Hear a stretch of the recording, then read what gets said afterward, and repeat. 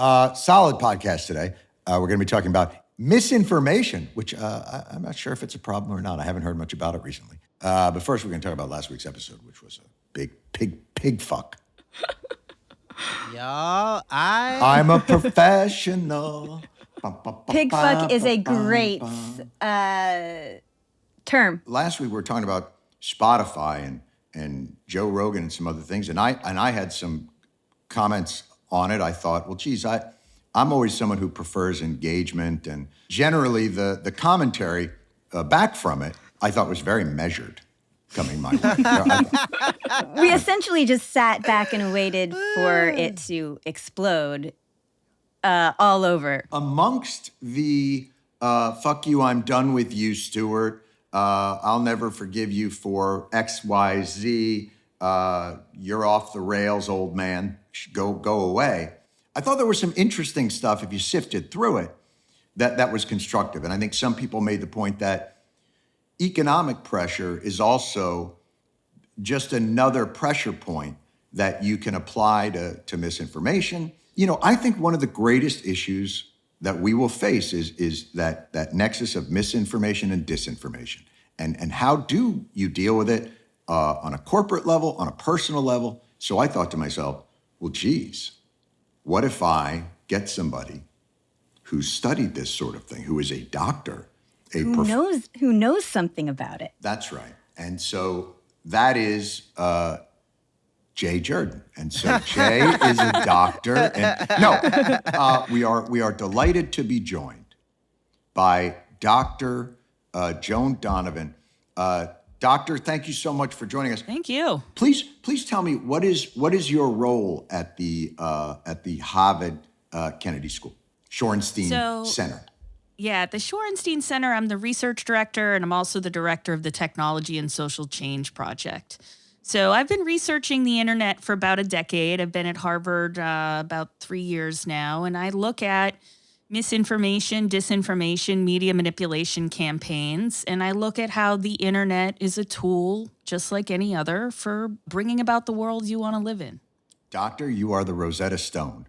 And we appreciate you being here because this is the key to the future. So, did you have a chance to listen at all to the podcast from last week? I did. Oh, okay. I did. What in your opinion did you feel like we got right, and what did we get wrong? And was the reaction to it in your mind expected, knowing what you know of how the internet is where nuance goes to die? Yes, and the ivory tower is also where knowledge goes to die. So we are very much nicely done, Professor. Yeah. All right. Well, the problem is this, which is that people who are experts, doctors, have a really hard time communicating and getting their message out there. And so in this moment, when I was listening to what you were struggling with, there were a couple of key things that I think some definitions might help with, right? Not to sound too pedantic here, but when we talk about misinformation in this field, we really are talking about information that is shared where people don't know its veracity or its accuracy. So Joe Rogan really falls into the misinformation camp of someone who's just asking questions, has some ideas. He wants to hear from a range of different people. But the misinformation is never error corrected, right? Like a good editorial magazine or even a newspaper is going to have a way to do corrections that the next day you're going to hear, hey, we printed this thing and it was totally wrong. But the internet has really facilitated this flow of information where error correction just never happens. And the way in which... How does that differ from disinformation? That's it. That's a campaign or an operation where you have people who are purposeful. There is intent there, and which gets all the lawyers really rankled because they're like, how can you know what's in a man's heart? But we know Rudy Giuliani was really out here to try to, upset the outcome of the election. He said as much, and then there's a lot of background information that help us make sense of it. But disinformation, to put it simply, is either it's sharing inaccurate information for mostly political ends and sometimes financial and with ends. Purpose. with real purpose and veracity and planning.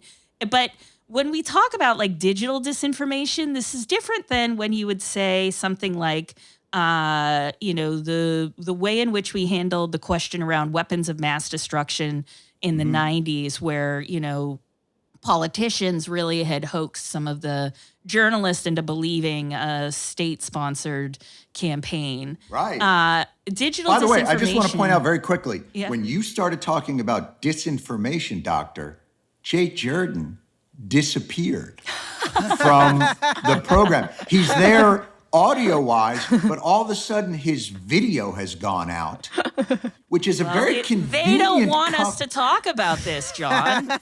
It's what they don't want us to know. That is exactly my point. I don't want to... It's in that conjuring of the they that is where we start to look around look for who's back. evidence of who the they is. Dr. Hi, Donovan, Jay. Dr. Donovan, Hi, the Jay. reason this is so funny is because I didn't know that I disappeared. So you telling me I might just be a bad actor, but not even know that I'm spreading misinformation. I'm just Yeah, and I'm that's just hitting sort of like- retweet. But that's the my uncle said it on Facebook kind of excuse, right? He's spreading misinformation. Right. What changes it for someone like Rogan is it's his brand. It's controversy is his brand. Controversial conversations Right. is what Spotify paid $100 million for. Right. And Spotify wants to reject the fact that they're a publisher. And in this moment of the digital revolution that we're going through, to call yourself a platform actually means a very specific thing, where if Spotify wants all the benefits of being called a platform, where there's a lot of user-generated content, which creates a lot of chaos and opportunities for disinformation and misinformation. But they really knew what they were getting. All of these problems were there when Rogan was primarily using YouTube as a means to gather an audience. So here's where I run into trouble, and here's why I believe, well, first of all, I know Joe. So I think you always grant more understanding and nuance to people you know, because you know them as more three-dimensionally than what that appearance is. So, and we always demonize those that we maybe feel alien to us. So that goes right in there. I'm already guilty of a bias, right? Mm-hmm. But the second part of it, where I run into trouble, is the thing you just said. You talked about they want the benefit, but they don't want the accountability. And you mentioned weapons of mass destruction, and it reminded me, like, the New York Times, right, was a giant purveyor of misinformation and disinformation. I don't know that the Times was purposeful, but misinformation. And that's as vaunted a media organization as you can find, but there was no accountability for them. And I think where I get nervous is in the run-up to the Iraq War and in the prosecution of the Iraq War, I was very vocal and sometimes cursed about that. But the mainstream view, the New York Times, was they have weapons of mass destruction. They have these tubes that can only be used for nuclear war. Saddam Hussein is this, he's that. Couldn't I have gone down and fallen down this if Viacom or Comedy Central had wanted to censor me or had wanted to take me off the pot? Look, I'm not owed a platform. Nobody is. So it's not a First Amendment issue. It's not any of that. We're really, once you're in bed with a corporation, the deal is they have to sell enough beer and you get to do what you want. Right. But my point is, these are shifting sands. And I think I get concerned with, well, who gets to decide what that, I mean, in the Iraq War, I was on the side of what you would think on the mainstream is misinformation. I was promoting what they would call misinformation. But it turned out to be right years later, and the establishment media was wrong. And not only were they wrong, in some respects, you could make the case that they enabled a war that killed hundreds and hundreds of thousands of people and never paid a price for it and never had accountability. And just having an ombudsman print a retraction, to me, is an accountability. So it's very easy to attack Rogan, and I'm not saying that that's not your right and that there aren't things there to talk about. But what I'm saying is, let's be careful because the sands can shift. Yeah. People are in a new information ecosystem and they're trying their best. But that's the thing about these platforms over the years is that we've asked no accountability from them. They're not built by librarians who are actual stewards of information. And so it's taken us a long time, at least the last decade, to get into the moment where we ask more from these companies. We're asking, we want access to the truth. We want it to come up first. We want more public interest content. And so someone like Rogan really straddles the line because he reaches so many people, and he described it as a juggernaut. It's out of his control now. But really, it's not. It is in his control. It's well within Spotify's control. So that's kind of the idea then, is because what I was saying is I'm generally more concerned about the algorithm than I am about the individual. Because if the algorithm can earn your trust, it will place you into places that, you assume that there's a gatekeeper. It's sort of like the news. When it's in the New York Times, you assume that there is a gatekeeper there that has vetted this. But in reality, our modern media is kind of an information laundering system where the information comes from gets laundered through the aggregation process or the clickbait process or any of that. And so gossip and rumor become truth and fact, become canon very quickly. Well, this is interesting because if you think about the history of the internet, the early websites that were really popular, Perez Hilton, right? People were here for gossip and rumor. They weren't here for the truth. Right. News was actually really slow to get online. Especially Dr. Donovan. It's part of the infrastructure of the internet itself. So to be in this moment where we're demanding more truth means that these platforms are becoming institutions, right? Like the New York Times, in a way, where people are asking them to be more accountable to the audiences that they claim to serve. And the Neil Young part of this is really interesting because tied up within it, and very little is talked about, is a labor dispute about Rogan getting $100 million and musicians getting, a penny for 350 plays. Oh, wow. And so within Neil Young's So there's also an economic aspect twist to this that's very different. Exactly. And a lot of it gets brought up, in the moment where Neil Young just is like a catalyst for a bunch of different grievances that have been happening in the background, particularly about Rogan, but then also about Spotify having to stand on its 2 feet and say, this is what we are.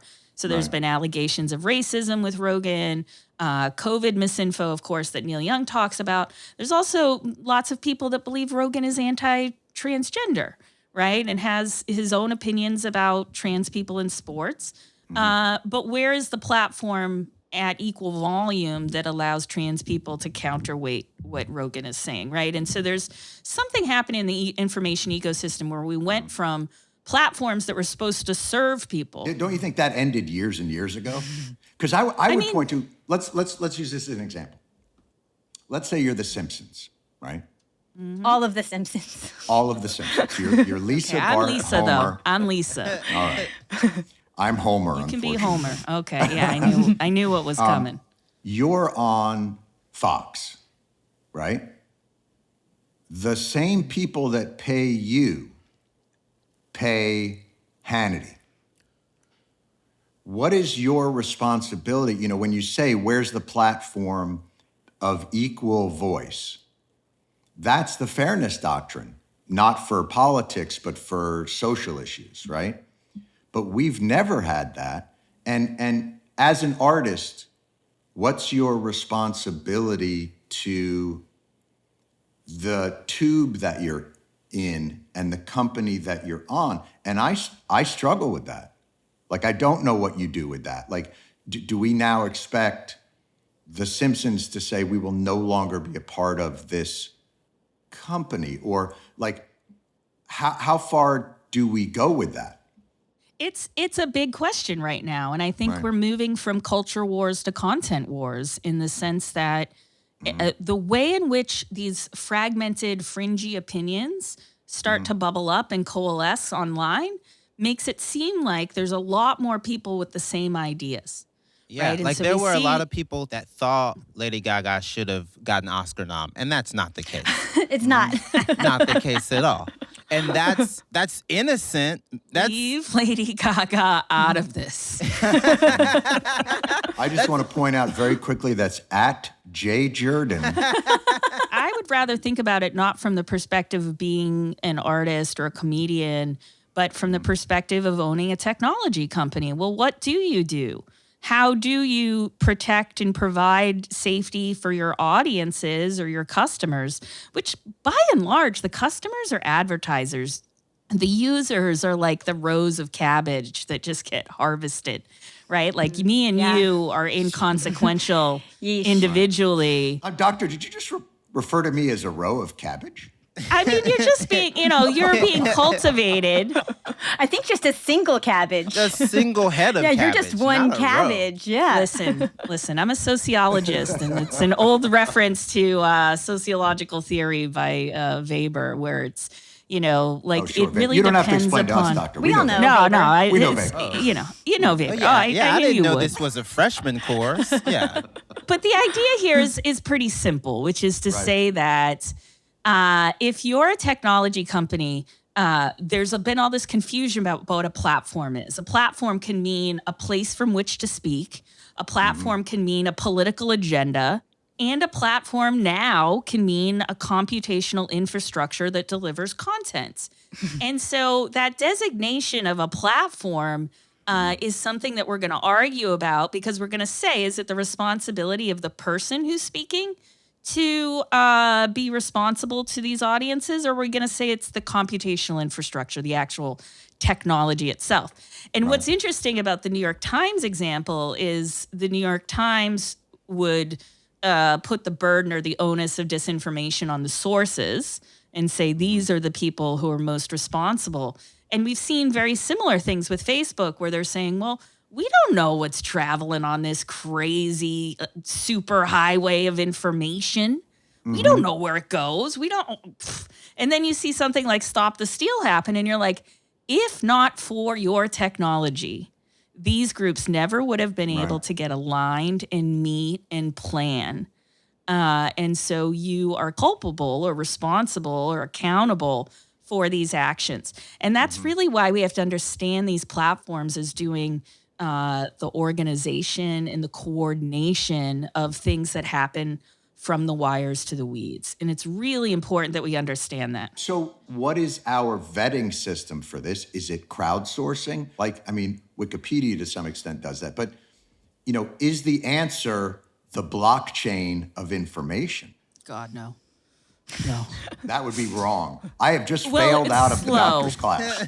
It's slow and it's reactionary in the sense that what we need to do is actually stem the flow and the tide of the damage that an individual or small groups of people can do. And this is where the problem of platforming really comes in, because if you are able to distribute your information to millions and millions of people and you have no responsibility to what the aftermath is, the true costs are then paid by journalists that have to debunk it. The true costs are paid by academics that have to research it. And then down the line, anybody who might be harmed by believing, that you can treat COVID with some kind of bleach or light therapy. And so what's important is that we think about platforming differently in terms of the scale. And one of the things that I've really advocated for is that we reduce the scale and the speed by which information travels, so as to be able to do as what you're suggesting, is to have some kind of crowdsourced intervention, or not to let information scale to a huge amount of people before we can actually have any evidence that it's true or false. And this is like misinformation that ends up leading us to a run on the grocery stores where there's no toilet paper, and we're like, why are we having a toilet paper shortage? And it's because people are reading that, there's going to be a military call to arms, and What? and everything's getting shut down. Again, it's happening again. Get toilet paper, John. Get toilet paper. But that's the thing, is it has these real world effects. The wires to the weeds is an important. So in terms of platforming, is engagement in your mind a fool's errand? Do you recommend pulling back, or do you recommend engagement? Because I still believe in engagement. Like damn, I had Donald Rumsfeld on my show. Like, how do you learn nuance without engagement? And how do you get understanding without nuance? And I guess that's my fear, is that we lose that. Can I say something also about Please. that? There's one more thing that also kind of ties into the story and the narrative of that. For any othered person, for any marginalized group, you don't have the privilege or even the space to not engage with people who might not have your best interest at heart. There was never a time when women, Black people, or queer people were able to live in America and say, I don't want to engage. It is a new take on interactions and power dynamics, but it is also a very privileged take. And I don't throw that word around all the time because it starts to lose a lot of its meaning. But I'm a queer Black person from Mississippi. What? Yes. How did you get past our hiring Breaking process? news. John, I want to say Twitter does a lot of bad, but it also does some good. Now, the way that people talk about not engaging with someone is they go, oh, I just would never even talk to them. And that's amazing. As long as that person isn't your boss, as long as that person doesn't provide you with housing, as long as that person doesn't provide you with an opportunity to make some money, and as long as that person isn't a gatekeeper for you to have access just on day-to-day things. So I think engagement for people online shouldn't start to mean engagement in general and in total, because the story of America is a lot of people having to engage with other people who do not have their best interest at heart.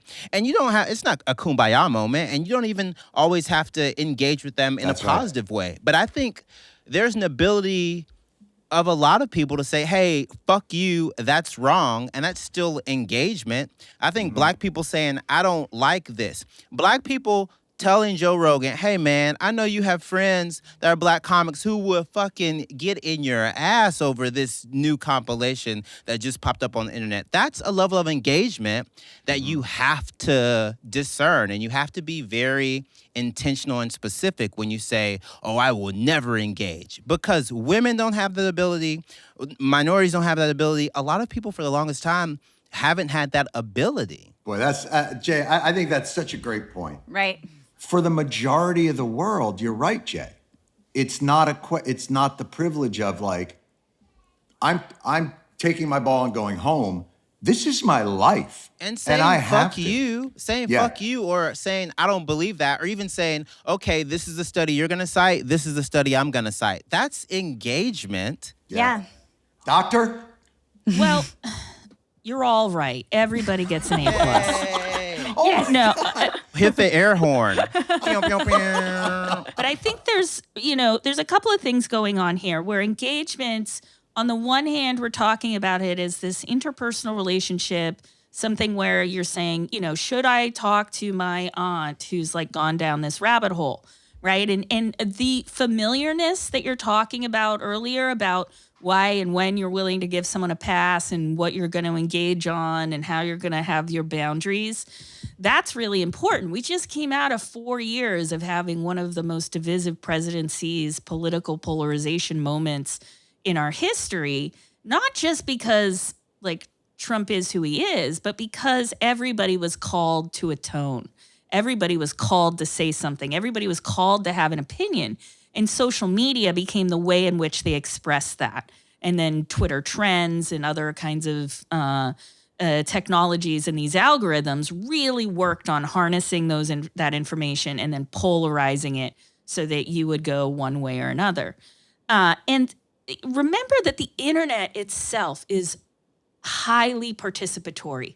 Facebook is empty shelves. Amazon is an empty warehouse. YouTube is a Blockbuster on a Friday night where you can't get any of the new releases. There are all these places where people fill in the content, right? And so you have to think about it in terms of like, how do you measure this participation where everybody's being called to have an opinion on things that they might not have had an opinion on and would maybe in public conversation say, gee, I don't know which way to come down on that issue. Seems highly contentious. I don't think that's allowed anymore to not know what side to come down on. It's not. But as you think about it, though, and you start to scale up, and the aggregation of all of those opinions makes us feel further and further pulled away from each other, which is why we look to influencers to set the kind of terms of the public debate that we're going to have. And so someone like you engaging with someone like Rogan, people are going to argue that he or you are punching up. I'm reminded, of course, of the Crossfire moment where you were just like, can you take this work more seriously, to Tucker Carlson. But even that was an important moment, though. But it was much misinterpreted because everybody said it was about civility. It had nothing to do with civility. No. It had everything to do with honesty. I don't care if people yell at each other. I just want them to be honest. Yeah, you could see a trajectory in his hardening of his position over the years as he became more and more wedded to being an opinion maker, more and more wedded to being someone that has these really outside of the mainstream positions on race. I can see the Newsweek article now. Jon Stewart responsible for Tucker Carlson. It's a villain origin story. Yeah. My God. It kind of is, But it's to say that media is part of the issue that we have to address. And would you have talked to Rumsfeld, Doctor? I have a brain trust of people that would never, ever let me do a public show with Rumsfeld because their jobs are on the line. Because you don't have a Ouija board? Is that why? Last question, Doctor. Here's the last question. We have a show and we have a platform. So what would you suggest for us as measures to guard against even accidental harm, but still maintain kind of like my belief in engagement, which I think, unfortunately, I'm going to end up, having that forever. Yeah, I think that's okay. And that's, be an advocate for the truth. Mm-hmm. What brings us towards clarity is hearing from other people and understanding from other people, but don't get hoaxed. Going through the vetting process and making sure that the person isn't just trying to turn a dime on colloidal silver or whatever supplement of the day, that they're not going to come out here and be like, I got a great new treatment. It's called horse tranquilizers. You won't feel a thing.